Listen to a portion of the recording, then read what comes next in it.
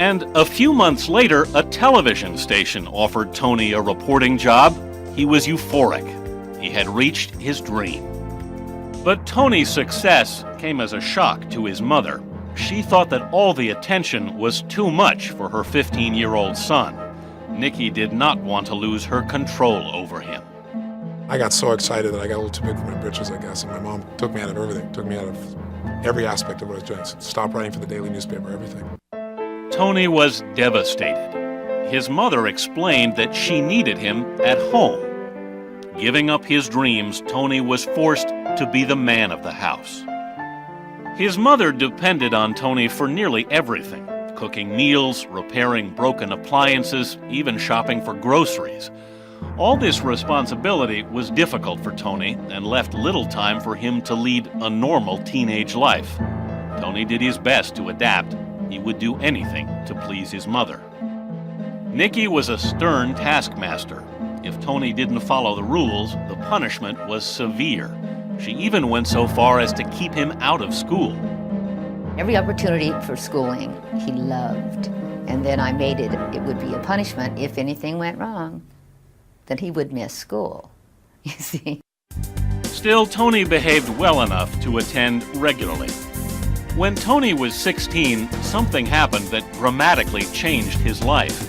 He grew 10 inches in 1 year, reaching 6'7". He suffered excruciating adolescent growing pains. You wake up in the night with massive spasms in your legs and your arms and so forth. But I liked the result, because all of a sudden people looked at me in a different way after that. More had changed, though, than Tony's height. He was being noticed by his classmates, and he used this to his advantage. Tony already had the gift of gab, honed from schmoozing local shopkeepers as head of the family.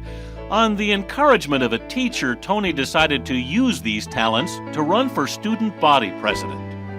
Although Robbins was considered the underdog, Tony was known around school as Mr. Solution. The highlight of his campaign was a speech on why he wanted to be president. He spoke from the heart. He told a personal story about himself, about his struggling growing up, and it was very touching. It was very compelling. It was inspirational. And he was elected student body president, I believe, because of that. Tony devoted more time to his newfound responsibilities at school. The student leader sponsored pep rallies and organized school clubs. But once again, his success caused friction at home. It didn't please his mother at all. The more he accomplished away from home, the more Nikki felt like she was losing her son. When I started to now kind of develop my own identity and I was doing my own thing more and I wasn't home every minute and I wasn't taking care of everything, which she knew I was going to do, and I started talking about moving away to go to college, and then she started doing things I felt were really, really unfair.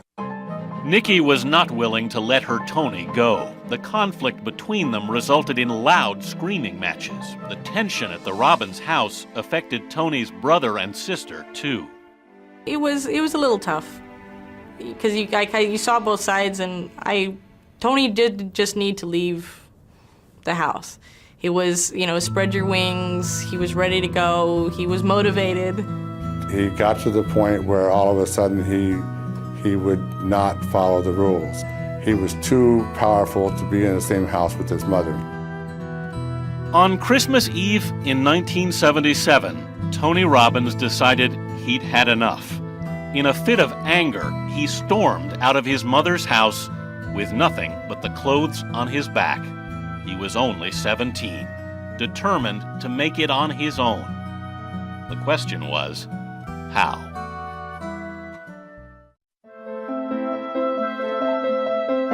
By the end of 1977, Tony Robbins had moved out of his mother's house. The tension between them had erupted into a screaming match, and on Christmas Eve, Tony walked out. For Robbins, it was a miserable, rainy Christmas. He stayed at a friend's house trying to figure out what to do. Finally, he called his uncle, who owned a cleaning business, and asked him for help. He had no money, no food, and he called me and asked me for a job as a janitor. because he had to have some money to eat and to go to school.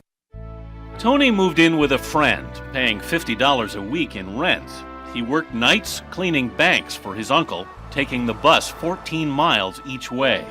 He often did not get to sleep until 3 a.m.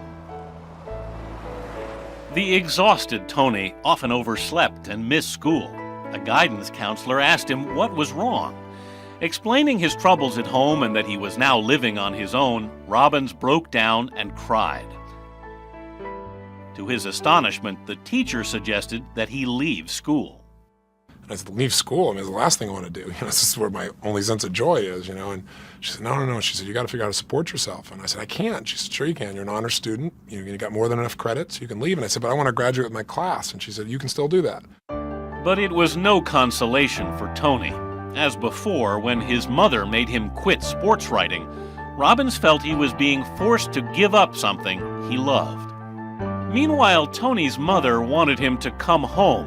When she found out who was helping him, she decided to put a stop to it. She said, I want you to fire him. I said, why? She said, because if Tony thinks he can make it on his own, let him make it on his own, not using family. Tony agreed and searched for a way to support himself. He saw a newspaper ad for a sales position promising $500 a week, a huge amount of money for a 17-year-old. The ad also contained 3 very enticing words: no experience necessary. The former school president knew he could be persuasive. Robbins landed the position, selling music club subscriptions door to door. He proved to be a natural salesman. Over time, he earned enough money to move into his own apartment. Just a few months after leaving high school, he was supporting himself. Tony's personal life was beginning to improve as well when 22-year-old Liz Acosta came to work at the music company. The two soon began dating. Work, however, remained his focus. Tony's career took on a new perspective one day when he was making a sales pitch to a new customer. The man thought Robbins was a fabulous salesman. His imposing size and enthusiasm made it difficult to say no to him. He said, you have so much talent. He said, if you took this skill and you used it, you could convince anybody anything. You could change people's lives. California in the late 1970s was a mecca for the spiritual enlightenment and self-help movement. Tony's customer told him about a motivational speaker named Jim Rohn, whose personal development seminars were attracting thousands. The man invited Robbins to be his guest at a seminar. Tony, who had heard Rohn speak before, was thrilled. And I sat in the seminar, and so I was so into it, so animated, so passionate. That evening, surrounded by people so eager to improve their lives, Tony knew this was the field for him. He approached Rohn and asked him for a job. Rohn didn't know what to make of this determined teenager. Tony was not the ordinary 17-year-old. He was remarkable. He was a very fast learner, quickly mastered the whole program. Tony quit his job with the music company and started working for Rohn, promoting his seminars to businesses all over Los Angeles. He learned from many of those that were in leadership positions, management positions. It didn't take him long to be one of the best, and his income, of course, became remarkable for his age. Robbins was soon earning $3,000 a month. In June 1978, he returned to his high school for graduation. Though proud of what he'd accomplished, he was nervous. His mother was coming, and it was the first time they'd see one another since their fight 6 months earlier. After many tears, Tony and his family were reunited. From that point on, the air was cleared and it was established that he's on his own. There's no threat. Mama's not going to try to haul you back home. Tony threw himself into his new career, learning all he could. He kept a journal and devoured books on psychology and personal development. However, his success came with a price. It left little time for a social life. Tony and Liz's